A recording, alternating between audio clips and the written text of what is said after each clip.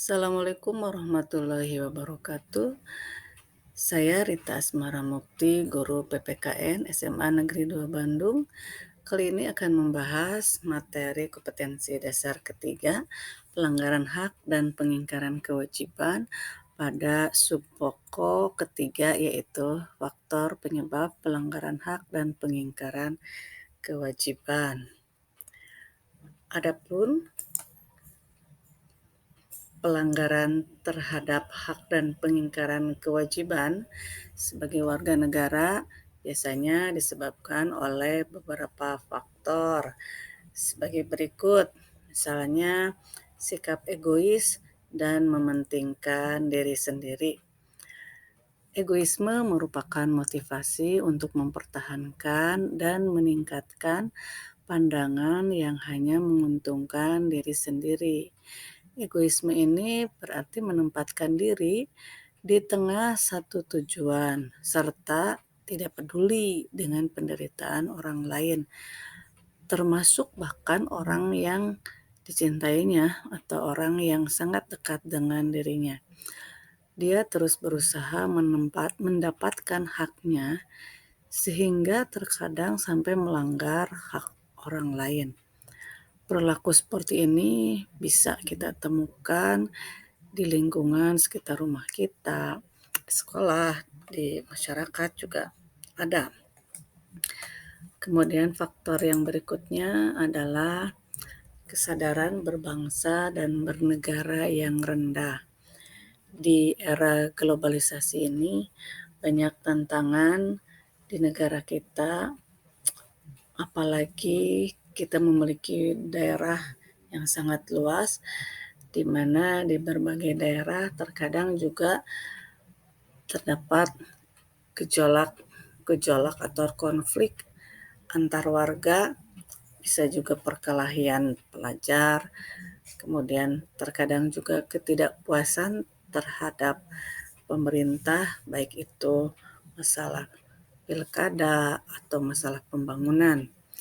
Nah, kesadaran berbangsa dan bernegara ini mempunyai makna bahwa individu yang hidup dan terikat dalam kaidah dan naungan di bawah Negara Kesatuan Republik Indonesia harus mempunyai sikap dan perilaku diri yang tumbuh dari kemauan yang dilandasi keikhlasan, serta kerelaan bertindak demi bangsa dan negara Indonesia.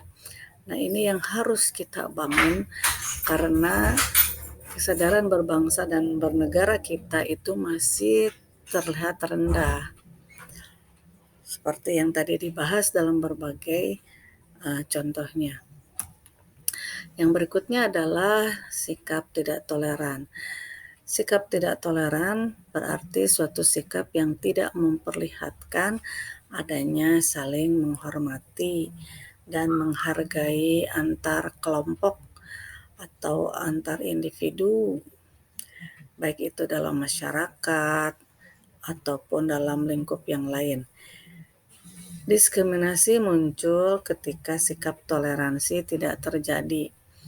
Ini harus kita waspadai karena Indonesia negara yang sangat beragam, baik itu masalah suku, bangsa, dan agama.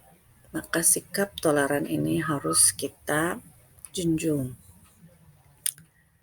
Yang berikutnya adalah penyalahgunaan kekuasaan.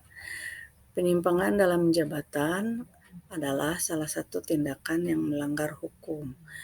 Penyalahgunaan kekuasaan juga bisa berarti seseorang menggunakan kekuatan yang mereka miliki untuk kepentingan pribadi.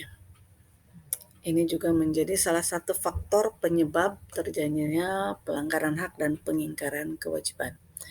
Nah, bagaimana cara kita melakukan penanganan terhadap pelanggaran hak dan pengingkaran kewajiban? Ada dua. Yang pertama, cara preventif adalah upaya yang dilakukan untuk mencegah terjadinya pengingkaran tersebut. Antara lain bisa dilakukan melalui proses pendidikan seperti saat ini, kemudian juga kita lihat melalui layanan-layanan masyarakat ya, iklan layanan masyarakat, bisa dalam spanduk, tulisan, dan sebagainya. Yang kedua adalah cara represif, adalah suatu tindakan aktif yang dilakukan pihak berwajib pada saat pengingkaran kewajiban itu terjadi. Misalnya memberlakukan denda bagi mereka yang parkir di jalan umum, kemudian juga memberikan sanksi yang jelas atau yang tegas. Demikian pembahasan hari ini. Terima kasih. Assalamualaikum warahmatullahi wabarakatuh.